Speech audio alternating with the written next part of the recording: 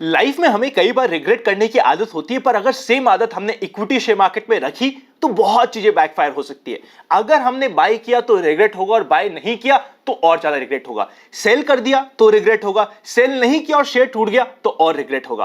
Profit booking करी तो regret होगा, प्रॉफिट बुकिंग नहीं करी तो रिग्रेट होगा। रिग्रेट करने के इक्विटी शेयर मार्केट आपको बहुत सारे बहाने देने वाला है, पर आपको हमेशा एक टाइम टेस्टेड प्रोसेस को फॉलो करना बहुत इंपॉर्टेंट होता है। A decision is a decision. कोई भी डिसीजन गलत या सही नहीं होता। एक बार डिसीजन लेने के बाद उसकी ओनरशिप लेना इक्विटी शेयर मार्केट में बहुत इंपॉर्टेंट हो जाता है। छोटी सी लर्निंग है पर काफी काम की होने वाली है। इस लर्निंग के साथ शुरू करते हैं आनंद का फंडा का पहला पार्ट, जिसका नाम है मार्केट टुडे। सबसे पहले इंडेक्स के ऊपर नजर डालते हैं। सेंसेक्स 0.24% पॉजिटिव रहा, निफ्टी एकदम न्यूट्रल रहा और बैंक निफ्टी ने तो आज के दिन वापस से धूम ही मचा दी, 2.15% पॉजिटिव रहा। बैंक निफ्टी के बढ़ने का सबसे मेन कारण था आईसीआईसीआई बैंक के सुपर्ब रिजल्ट्स, जिसका हमने एक्सपेक्टेशंस ट्यूसडे और वेडनेसडे से ही कर रखा था। अगर मिड कैप इंडेक्स की बात करें तो 1.70% नेगेटिव रहा।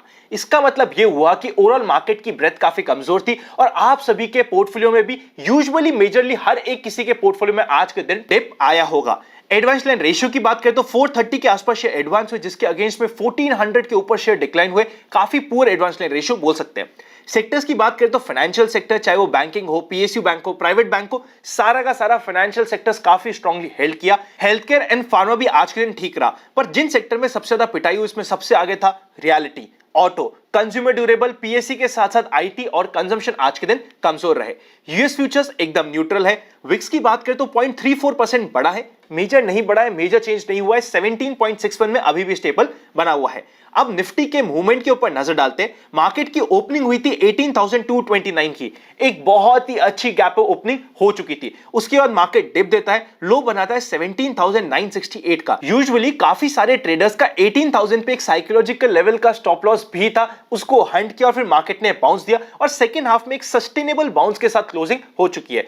आज की क्लोजिंग हुई है 18,125 की।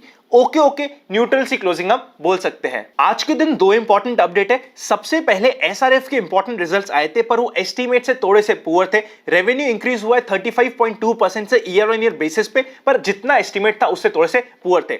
उसी के अगेंस्ट में अगर हम रैमको सीमेंट की बात करें, जो एस्टीमेट्स थे उससे बेटर रिजल्ट्स हमें देखने को मिले। रेवेन्यू की ग्रोथ मिली है हमें 18.8% की और रेवेन्यू पहुंच चुका है 1493 करोड़ के ऊपर का। अब चलते हैं नेक्स्ट सेगमेंट पे, जिसका नाम है एफआईआईज एंड डीआईआईज एक्शन।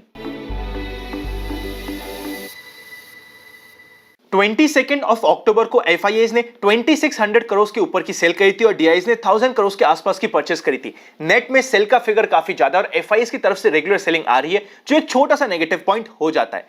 अब चलते हैं नेक्स्ट सेगमेंट पे, जिसका नाम है व्यूअर्स क्वेरी। सबसे पहली क्वेरी आ रही है विक्स के रिलेटेड कि आनंद, जब विक्स बढ़ता है तो हमारा प्रीमियम क्यों बढ़ता है? देखिए, विक्स का अगर सिंपल लैंग्वेज में आपको बताने की कोशिश करूं, VIX is equal to volatility index. हम बोल सकते हैं फियर का इंडेक्स है।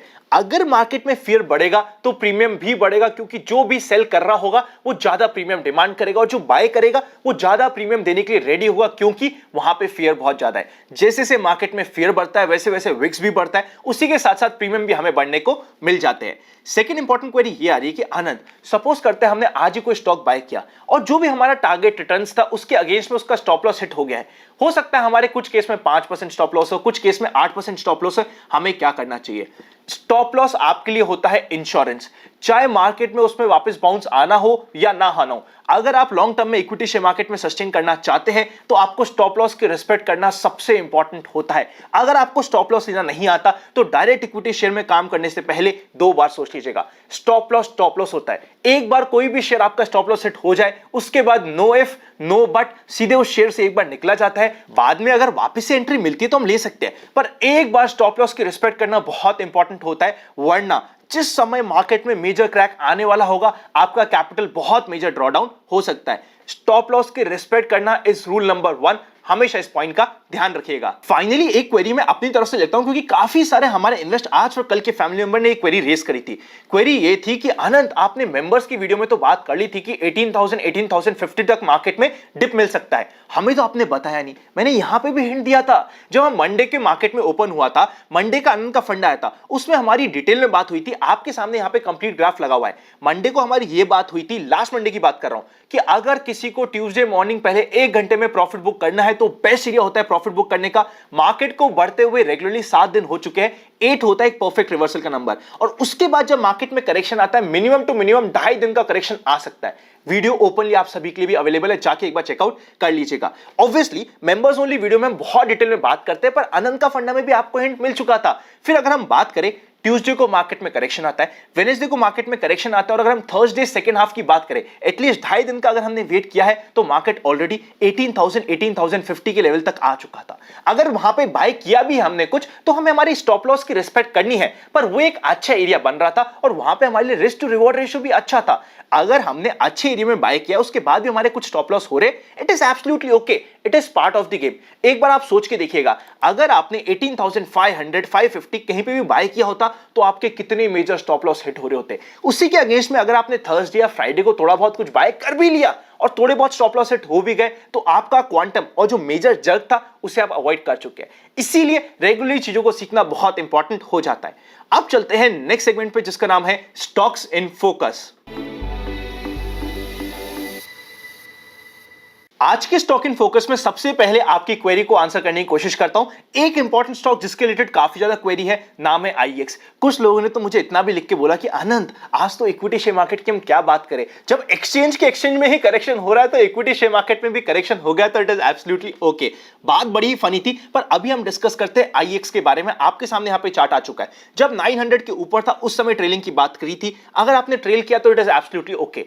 अब फॉलिंग नाइफ में अननेसेसरी बाय करना कई बार बैकफायर हो सकता है, या तो ये वापस से 750 को क्रॉस करे तब हम बाय करें, वरना पहला मेजर सपोर्ट आता है हमारे पास 600 के आसपास। बीच में क्या छोटे मोटे बाउंस आ सकते हैं, पर वहां पे हमारा रिस्क टू रिवॉर्ड रेशियो अच्छा नहीं होगा। इसी तरीके से बात करते हैं सेकंड इंपॉर्टेंट स्टॉक की, जिसका नाम है आईआरसीटीसी। कंप्लीट ग्राफ आपके सामने प्रेजेंट होने वाला है, आप चेकआउट कर सकते हैं। आईआरसीटीसी में पहले हमारी बात हुई थी कि जिस समय मार्केट में पहली बार 4400 के आसपास आए, वहां पे पहला सपोर्ट होता है। सपोर्ट भी दिया, 12% का बाउंस भी दिया, पर जब 12% का बाउंस हुआ था, open for all free Telegram पे भी आपको बताने की कोशिश करी थी, आप इधर चेकआउट करिएगा कि यहां पे एक बार प्रॉफिट बुक करना जरूरी है, क्योंकि मेजर नीचे सपोर्ट आने वाला है 3900 का, और सेकंड सेलिंग आ सकती है। अब ये फाइनली 3900 के आसपास आया है। अगर ये कभी भी रिवर्सल के साइन देता है तो हम थोड़े बहुत स्टॉक बाय करें तो इट इज एब्सोल्युटली ओके, पर क्योंकि अब इसमें स्प्लिट होने वाला है, थोड़ा सा सोच समझ के और कंफर्मेशन के साथ बाय करना जरूरी है।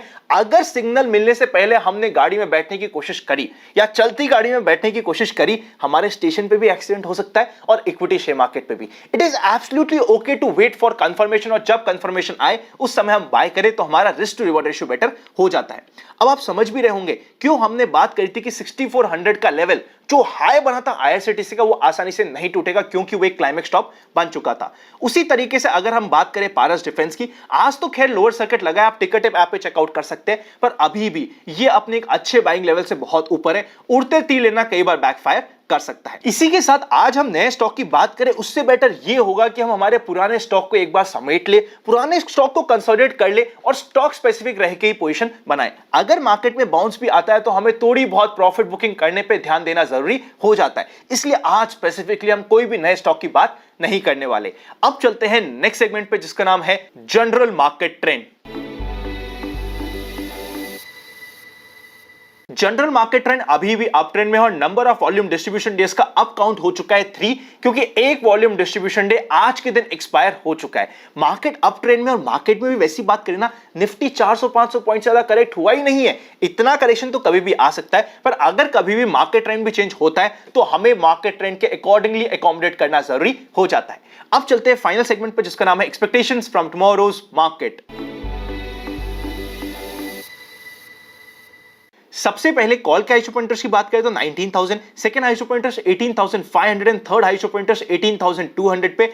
मेजर रेजिस्टेंस होगा 18,500 का लेवल, क्योंकि उसके ऊपर एक अच्छी कॉल राइटिंग हो रखी है। अगर सपोर्ट की बात करें तो पुट का highest open interest 17,500, second highest open interest 17,000 and third highest open interest 18,200 पे। इमीडिएट सपोर्ट हमें 18,000 पे अभी भी मिलेगा, क्योंकि उसके नीचे अच्छी पुट राइटिंग हो रखी है। और अगर मार्केट ने एक बार 18,250 के लेवल को सस्टेन करना स्टार्ट किया तो काफी सारे ऐसे कॉल राइटर्स होंगे जो ट्रैप हो जाएंगे, और इसीलिए मार्केट में वो एक इंपॉर्टेंट सपोर्ट जैसे काम कर सकता है। सिर्फ एक्सपायरी तक की हम बात कर रहे हैं। अगर हम पुट कॉल रेशियो की बात करें तो अभी भी 0.85 पे है, काफी कंफर्टेबल है। इसीलिए मार्केट में बहुत ज्यादा शॉर्टिंग अपॉर्चुनिटी, स्पेशली अगर हम बात करें इंडेक्स में, आज के दिन नहीं है। अगर मार्केट में बाउंस आता है जिसकी अभी भी पूरी एक्सपेक्टेशंस बनी हुई है, आई नो ये सुनने के बाद बहुत सारे लोगों के चेहरे पे स्माइल आ जाएगी।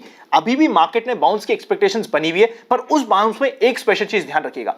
अगर आपने कुछ ऐसी पोजीशन बना रखी है जो आपके कंट्रोल के बाहर है, जिसकी वजह से आपकी रातों की नींद और दिन का चैन खराब हो रहा है, उधर आपको कंट्रोल करना बहुत जरूरी होता है। इक्विटी शेयर मार्केट में लंबे समय तक अगर आप काम करना चाहते हैं और पैसा कमाना चाहते हैं तो ओवर ट्रेडिंग कोई सॉल्यूशन नहीं है। इस चीज का ध्यान रखिएगा। अगर बाउंस आता है, जो पोजीशन आपको लगती है कि मुझसे झेली नहीं जा रही, वहां पे हमें प्रॉफिट बुकिंग करना और एग्जिट करना जरूरी हो जाता है। Happy investing. अगर अभी तक आपके पास डीमैट अकाउंट नहीं है तो डिस्क्रिप्शन में डीमैट अकाउंट ओपनिंग्स और प्राइवेट चैनल पर जुड़ने का प्रोसेस मिल जाएगा। अगर आप मेंबर्स ओनली वीडियो देखना चाहते हैं तो वो ऑलरेडी आ चुका है मोबाइल ऐप पे। सारे के सारे मेंबरशिप ऑप्शन भी आपको मोबाइल ऐप में मिल जाएंगे। डिस्क्रिप्शन में कंप्लीट लिंक और प्रोसेस मिलने वाला है। Happy investing.